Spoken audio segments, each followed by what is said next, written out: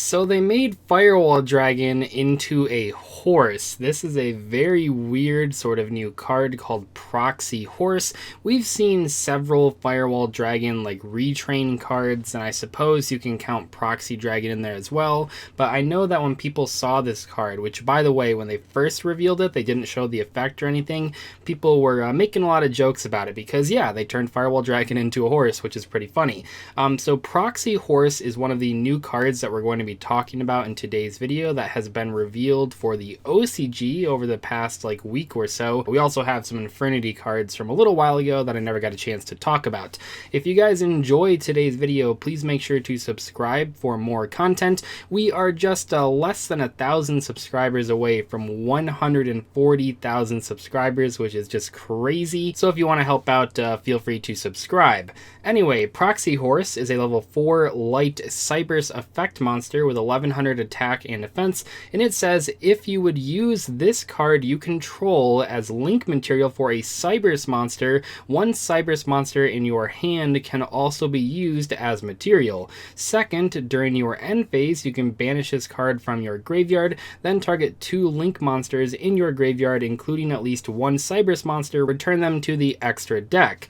Luckily, this card is nowhere near the power level of the original Firewall Dragon. I know a lot of people were thinking it might be super overpowered when we only had the artwork, but it looks like they're keeping it fairly balanced. This is sort of like the inverse of Microcoder. So Microcoder can use itself in the hand as material for a link summon. This one uses itself on the field and another Cyberse in your hand for those link summons of Cyberse monsters. What's cool about this though is that you don't have to just make like a link 2 monster. If you have other monsters on the field, you can still make like a link 3 or 4 or maybe even 5 as long as you're summoning a Cyberse monster and using a Cyberse in your hand.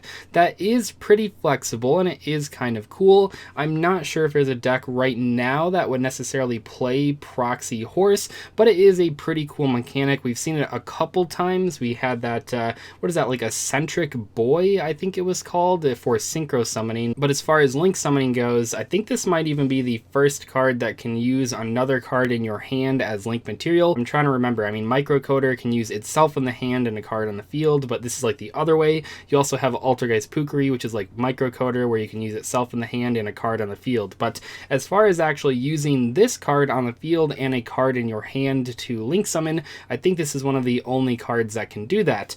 Overall, it's pretty cool. It seems like with all the Firewall Dragon retrains that we've gotten, I mean, they have like Seed Dragon, which is a rank 4 monster, I believe. You also have a Firewall Dark Fluid Dragon, stuff like that. It seems like none of those cards have been like anywhere near the power level of the original Firewall Dragon, which I think is okay, because Firewall Dragon was pretty crazy. The recycling effect in the graveyard is pretty interesting, you know, especially for longer games. You'd want to have a way to put link monsters back into your extra deck, and maybe now you only have to play like 1 copy of some link monsters that otherwise you would maybe want to play 2 copies of.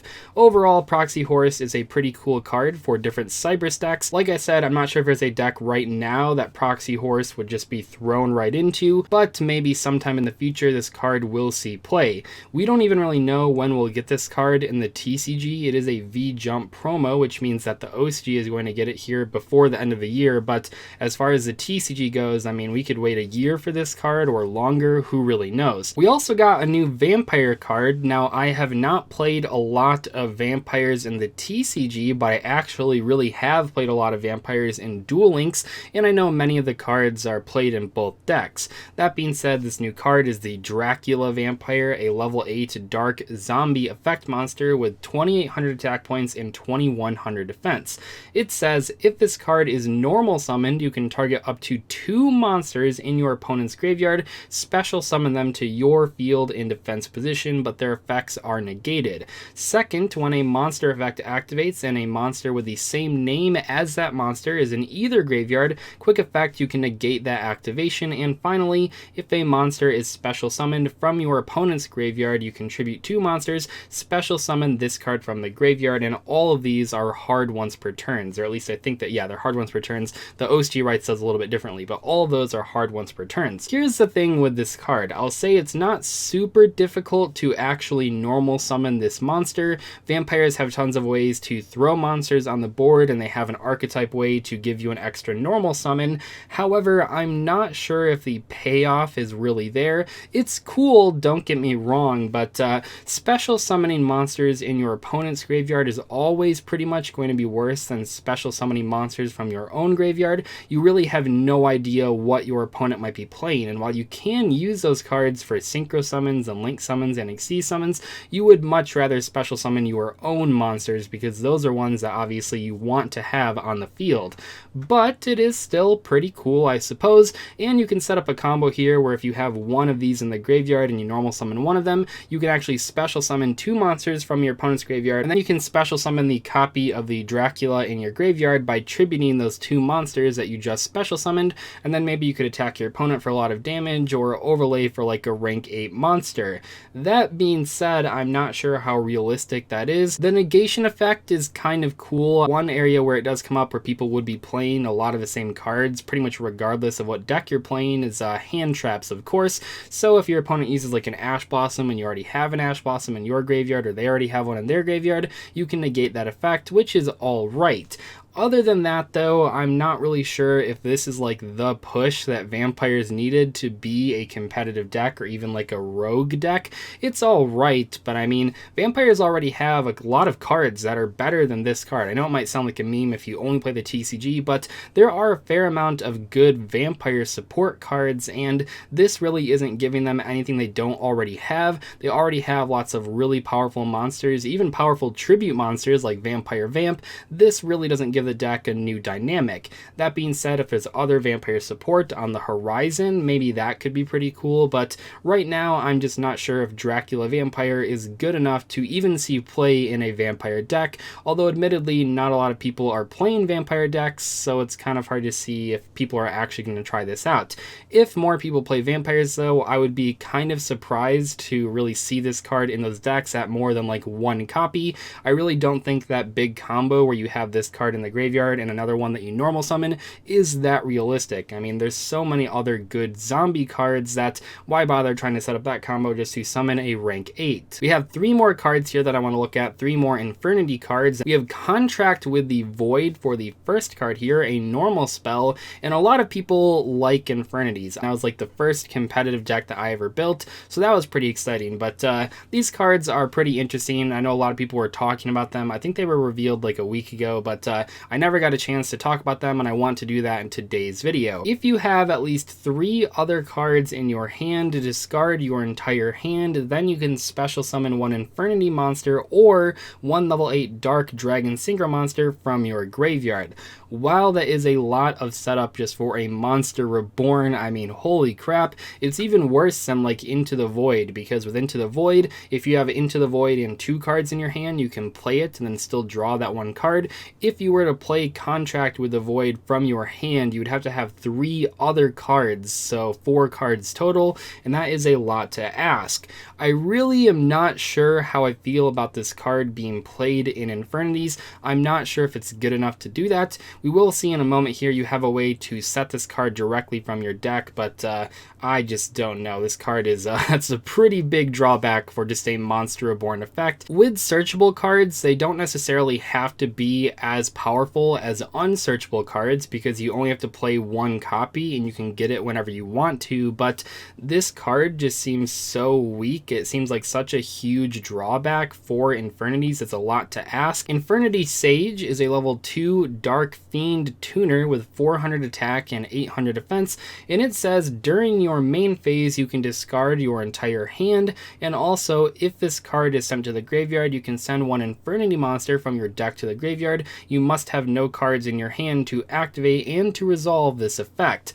This card is a lot better than that previous one for a couple different reasons. Discarding your entire hand is very, very good in Infernities. It really does help you unbrick if you have too many cards in your hand with no ways to get rid of them, and I like that a lot. I know if you haven't played Infernities, it might seem like a huge minus, but Infernities play a lot of graveyard effects, and that is pretty cool with Infernity Sage. Not only are you setting up your Infernity card effects that require you to have no cards in your hand, but also you are potentially triggering a lot of graveyard effects, which is pretty appealing. The second ability is good as well. Putting something like an Infernity Archfiend in the graveyard or Necromancer and then reviving it is really good. I'm not sure if that's like super overpowered, but at the very least, this card does have two pretty good effects for Infernity players. Lastly, we have Infernity Pawn, a level 1 Dark Fiend monster, not a tuner monster, with 0 attack and defense. During your draw phase, if you have no cards in your hand, you can banish this card from your graveyard instead of conducting your normal draw.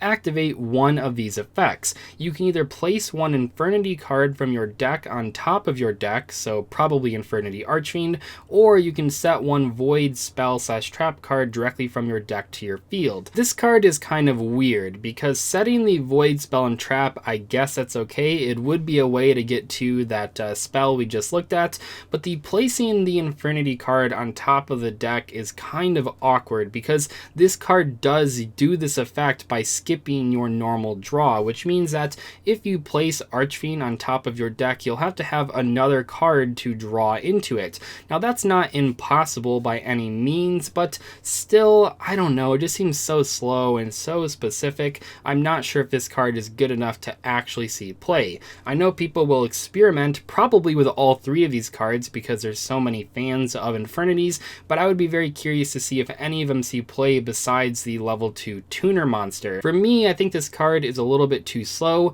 If I was building Infernities, if I was playing that deck, I would want to play it as a combo deck that wants to set up a huge board on turn 1, and Infernity Pawn is only good on the next turn after you do that. And if you've already comboed off, do you really need to do either of these effects? I'm not entirely sure. However, it is something that people could try out, but I'm just not seeing it right now. Anyway, thank you guys so much for watching today's video. I'll see you later though. Thank you so much for watching. Goodbye.